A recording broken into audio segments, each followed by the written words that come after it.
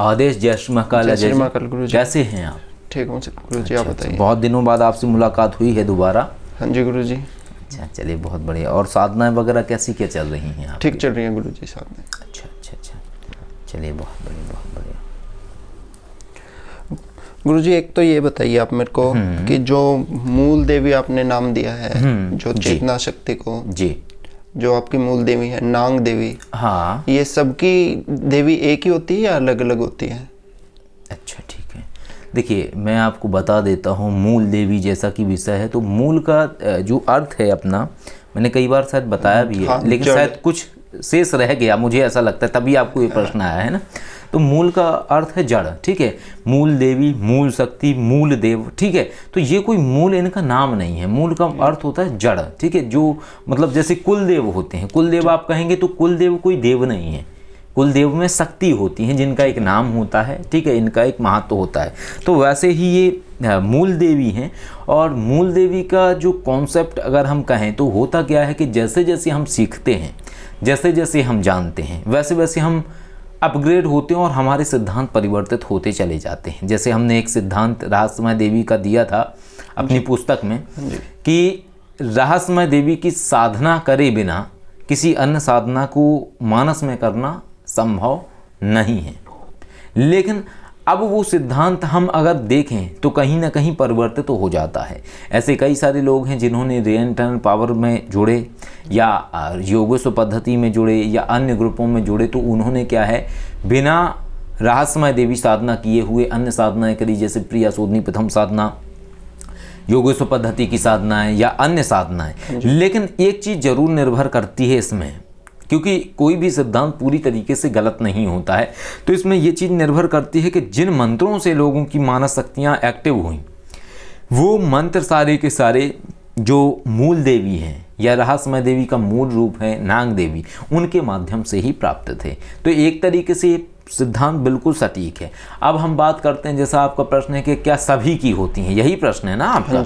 तो होता क्या है कि एक्चुअल में हम सबके अंदर चेतना है, और चेतना एक तरीके से आप समझ सकते हैं जैसे कि एक तरीके से बिजली, वैसे ही चेतना होती है। अब बिजली है तो अब बिजली का प्रयोग आप जब कर सकते हैं जब आपके साथ विभिन्न साधन हैं।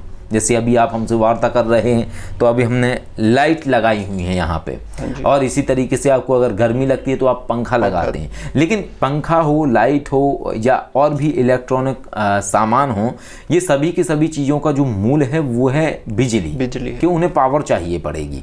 तो इसी तरीके से ये मूल देवी का सब्जेक्ट है कि हमने एक ऐसा फॉर्मूला ईजाद किया जिस फॉर्मूले को करके जो व्यक्ति के अंदर की चेतना है, जो एनर्जी से कि है उसके अंदर बिजली, लेकिन वो बिजली कहीं ना कहीं एक्टिव नहीं है एक तरीके से। तो हमने ये एक रहस्यमय देवी मंत्र निकाला, जो मंत्र हमने उसको दिया, जैसे ही उसने किया तो उसकी जो चेतना है उस रूप में कन्वर्ट हो गई। जैसा फैन लगा, हवा आने लगी और उसको आंसर्स मिलने लगे, चीज़ें होने लगी। अब हम बात कर लेते हैं मूल देवी की। तो मूल देवी भी ये सब्जेक्ट है एक तरीके से कि अलग अलग कैटेगरी के फ़ैन हैं, कोई छोटा फ़ैन, कोई बड़ा फ़ैन, कोई और बड़ा फ़ैन, ठीक है। उनकी कैपेसिटी भी बढ़ेगी, उनकी क्षमताएं भी बढ़ेंगी। तो वैसे ही ये मूल देवी सब्जेक्ट है। तो इसमें हम ये करते हैं कि इस व्यक्ति की जो मूल शक्ति है, जो इसकी चेतना से जुड़ के मूल रूपेण कार्य कर सकती है या बड़े स्तर पे कार्य कर सकती है, वो कौन सी देवी है, ठीक। अब होता क्या है कि एक्चुअल में जो शक्तियां हैं, देवी हैं, ये हैं भी और नहीं भी हैं, ठीक। या यूं कह लीजिए कि कहीं तो हैं और कहीं नहीं हैं। कारण क्या है, क्योंकि इसके पहले ना ये विषय कभी था और ना कभी इस विषय पे किसी ने संशोधन किया, ना ही इस पे कभी वार्ता की, ना कभी ऐसा कोई कॉन्सेप्ट था। ये कॉन्सेप्ट अब है, है ना। तो अब होता क्या है कि जैसे मान के चले इसका हमने समझा तो उसके हिसाब से एक एनर्जीज का नाम आया, जैसे मानिए पिंगाक्षी, ठीक। ये एक एनर्जीज का नाम आया कि इसकी जो मूल शक्ति का केंद्र है ये नाम है और इसका ये मंत्र है, और इसको करने के बाद ऐसा ऐसा होने वाला है, ठीक ना। तो जैसे ही आप उसको करवाएंगे तो वो सिर्फ एक मंत्र एक पर्सन के पास रहेगा और एक ही मूल देवी का एक रहेगा, यानी मास्टरपीस। समझने का सीधा सा मतलब है, आप किसी उसके पास जाते हैं, आर्टिस्ट के पास जाते हैं, उसको आप बोलते हैं मेरे लिए एक पेंटिंग तैयार करो, तो ओनली वन पीस वो तैयार करता है। कॉपी दोबारा नहीं हो सकती है। वो वैसी और बना सकता है, लेकिन पीस तो एक ही रहेगा। हाँ, फोटो कॉपी तो दे नहीं रहा है, कुछ तो चेंजेस रहेंगे ना फोटो में। तो ये बिल्कुल वैसा ही है। तो मूल देवी का कॉन्सेप्ट यही है कि सिर्फ एक मंत्र होता है, एक शक्ति का नाम होता है जो सिर्फ उस व्यक्ति को दिया जाता है, जैसे पासवर्ड हो गई, ठीक है, यूजर नेम हो गया, उसी तरीके से वो उसको नाम दिया जाता है, मंत्र दिया जाता है और कहा जाता है कि यही तुम्हारी मूल शक्ति का केंद्र है। और उनके आधार पर वो व्यक्ति और कई सारे ऐसे कार्य कर सकता है, जैसे मंत्र विधा में पारंगत बनना, अलग अलग शक्तियों के मंत्रों को प्राप्त करना, अलग अलग देवियों को जानना, अलग अलग रहस्यों को जानना। लेकिन ये इसका विषय एक और है कि जैसे कंप्यूटर होते हैं, उन सब कंप्यूटर में एक होता है सुपर कंप्यूटर, ठीक है।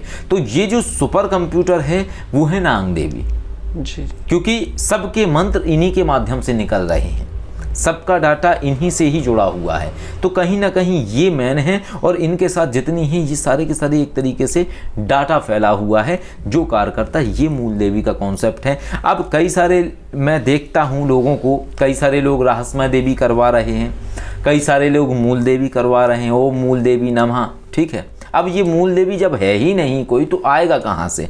समझ रहे हैं आप मेरी बात को? तो विषय एक्चुअल में एनर्जी का है कि उस एनर्जी को आप किस तरीके से प्रयोग करते हैं, फिर वो एनर्जी साकार में परिवर्तित हो जाती है, उस तरीके से अपना कार्य करती है। इस तरीके से ये सारा ठीक है गुरुजी। जैसे मानो मेरी मूल देवी पिंगाक्षी है, आपने बता दिया, हाँ, तो क्या उसको नाग देवी में भी कन्वर्ट किया जा सकता है?